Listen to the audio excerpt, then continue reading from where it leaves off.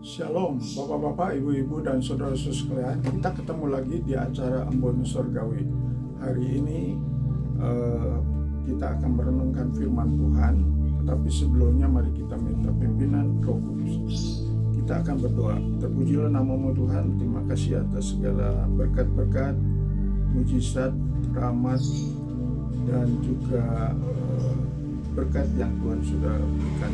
Berikan hikmat juga Tuhan pada saat menyampaikan firman-Mu. Tolonglah siapkan hamba-Mu dan juga siapkan bapak-bapak, ibuku, dan saudara sekalian yang diberikan kesempatan untuk mendengarkan firman ini.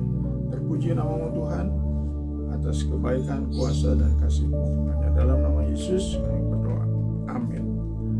Saya baca dari Mazmur 119 ayat yang ke-130.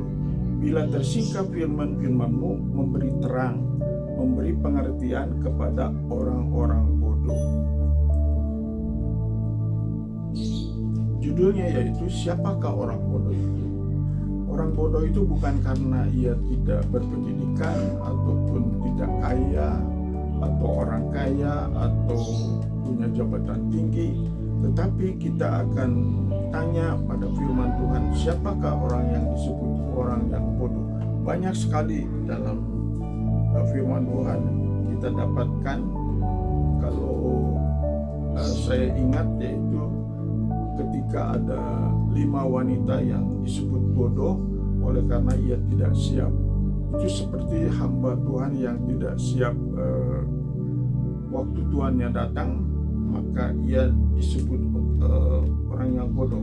Demikian juga 5 wanita yang bodoh, pada waktu ia pengantin datang, ia tidak diterima, tidak dikenal karena ia tidak menyiapkan diri. Demikian juga kita lihat bahwa ada orang kaya yang menimbun hartanya.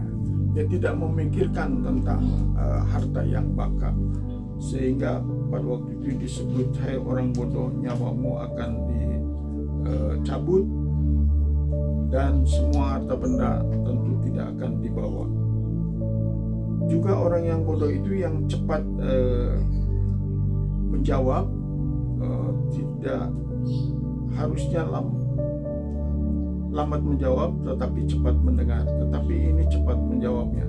Di dalam Amsal dikatakan ia adalah orang yang bodoh. Juga yang menghina hikmat, kemudian yang merasa ukuran menurut penilaian diri sendiri, itu juga disebut orang yang bodoh. Kemudian juga orang yang sakit hati, iri hati, maka itu disebut orang yang bodoh. Kemudian juga yang tidak melakukan firman Tuhan, disebut orang bodoh. Jadi marilah kita mencegah hal-hal yang disebut kebodohan, terutama yang sangat berbahaya, yaitu dalam 1 Korintus pasal 1 sebagai kebodohan, yaitu tentang penyaliban Yesus Kristus. Kalau kita tidak percaya, maka kita tidak selamat, kita tidak diubahkan hidup kita.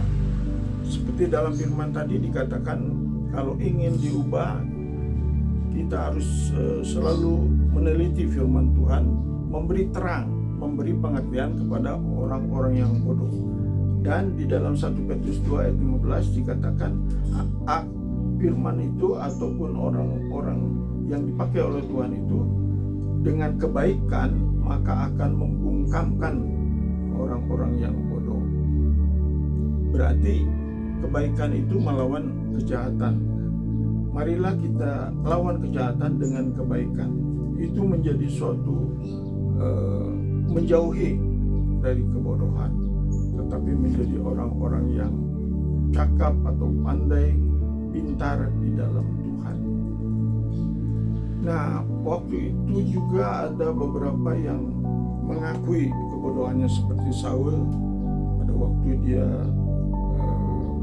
mengorbankan sesuatu yang seharusnya bukan dia. Nah, sebab itu kita pun harus berhati-hati menjaga dalam hidup kita supaya kita menjadi orang-orang yang dianggap layak masuk ke dalam surga. Dalam Ayub pasal 5 ayat yang kedua, Ayub pasal 5 ayat yang kedua, saya akan membacakan. Ayub 5 ayat yang kedua. Sesungguhnya orang bodoh dibunuh oleh sakit hati, dan orang bebal dimatikan oleh iri hati.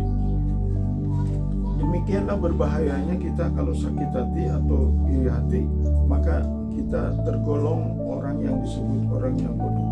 Kita harus senang hati dengan orang yang maju, dan juga kita harus bersyukur, bersukacitalah dengan orang yang bersukacita, bersedihlah dengan orang yang bersedih hati.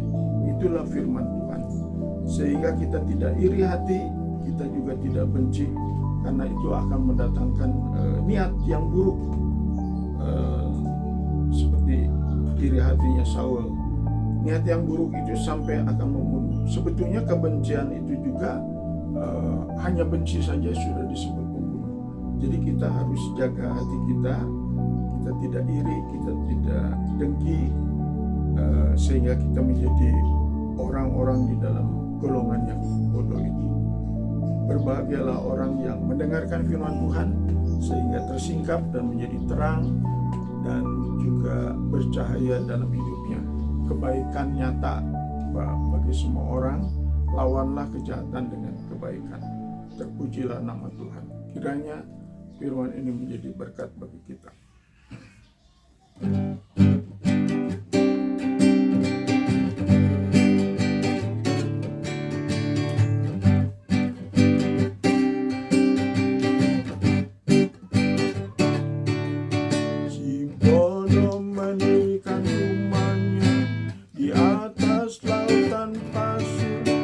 Hujan turun, banjir naik, rumah itu dihancurkan.